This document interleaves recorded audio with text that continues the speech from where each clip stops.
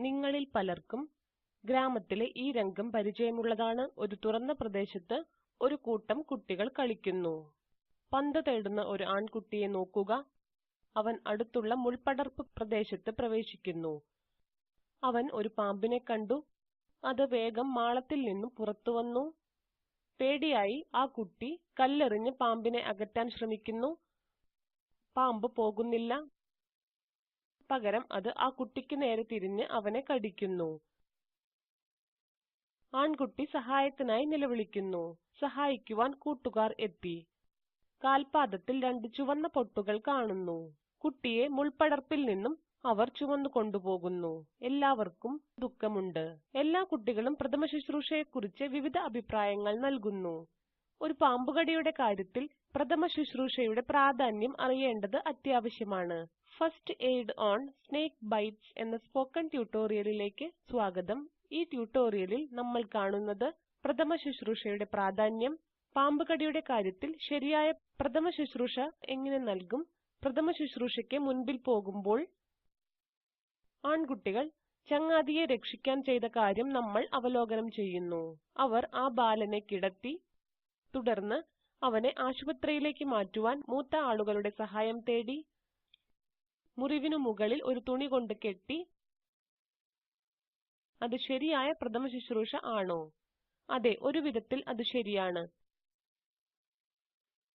ഈ സാഹചര്യത്തിൽ ആശുപത്രി ദൂരെയല്ലായിരുന്നു. ആ സമയത്ത് ആ കുട്ടിക്ക് വൈദ്യസഹായം ലഭിച്ചു.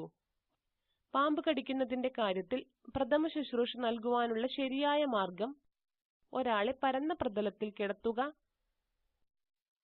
ബാധിത പ്രദേശത്ത് ഒരു തുണി കൊണ്ട് കെട്ടുക, ശരീരത്തിലെ മുഴുവൻ ഭാഗത്തേക്കും വിഷം പടരുന്നത് നിർത്തുക എന്നതാണ് ഈ പ്രഥമ ശുശ്രൂഷയുടെ പ്രാഥമിക ലക്ഷ്യം. മുറിയിലെ തുണി എങ്ങനെയാണ് കെട്ടേണ്ടത്? മുറിവേറ്റ ഭാഗത്തിന്റെ മുകളിൽ കെട്ടി താഴേക്ക് നീക്കുക. കൂടുതൽ ചികിത്സയ്ക്കായി ആളെ അടുത്ത ആശുപത്രിയിൽ എത്തിക്കുക. ഇങ്ങനെ കൊടുക്കാവുന്ന പ്രഥമ ശുശ്രൂഷ പല നാശനഷ്ടങ്ങളും തടയുന്നു.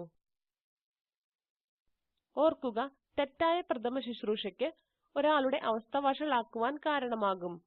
പാമ്പുകടിയേറ്റതിന്റെ കാര്യം ആദ്യം ഇരയെ താഴെ കിടത്തുക. നിങ്ങൾ ഉരുട്ടി തുണിയിൽ അല്പം പ്രഷർ പ്രയോഗിക്കുന്നു. ഒരു പാമ്പുകടിയുടെ കാര്യത്തിൽ ചെയ്യാൻ പാടില്ലാത്തവ ഇവയാണ്: കടിയേറ്റ ഭാഗത്തെ തൊലി അല്ലെങ്കിൽ മാംസം കട്ട് ചെയ്യരുത്. മുറിവേറ്റ ഭാഗത്ത് ഐസ് വയ്ക്കരുത്. വൈദ്യുതി ഉപയോഗിച്ച് വ്യക്തിയെ ഷോക്ക് ഏൽപ്പിക്കരുത്. രക്തവും ഞരമ്പും പുറത്തേക്ക് കൊണ്ടുവരുവാൻ ശ്രമിക്കരുത്. തുണി വളരെ മുറുകിയതാകരുത്. ഇത് അവിടം മരവിക്കുവാൻ ഇടയാക്കും. ബ്രിഡ്ജ് ദ ഡിജിറ്റൽ ഡിവൈഡ് എന്നതിന്റെ ഭാഗമായ ഈ വീഡിയോ കാണുക. സ്പോക്കൺ ട്യൂട്ടോറിയൽ പദ്ധതിയുടെ ഭാഗമാണ്. സ്പോക്കൺ ട്യൂട്ടോറിയൽ പ്രോജക്റ്റിനെ കുറിച്ച് കൂടുതൽ അറിയുവാൻ ലിങ്കിലുള്ള വീഡിയോ കാണുക. ഇത് സ്പോക്കൺ ട്യൂട്ടോറിയൽ പ്രോജക്റ്റ് സംഗ്രഹിക്കുന്നു. നിങ്ങൾക്ക് നല്ല ബാൻഡ്വിഡ്ത്ത് ഇല്ലെങ്കിൽ ഡൗൺലോഡ് ചെയ്ത് കാണാവുന്നതാണ്. Spoken tutorial project team spoken ട്യൂട്ടോറിയലുകൾ ഉപയോഗിച്ച് വർക്ക്ഷോപ്പുകൾ നടത്തുന്നു. ഓൺലൈൻ ടെസ്റ്റ് പാസ്സാകുന്നവർക്ക് സർട്ടിഫിക്കറ്റുകൾ നൽകുന്നു. കൂടുതൽ വിവരങ്ങൾക്ക് ദയവായി എഴുതുക.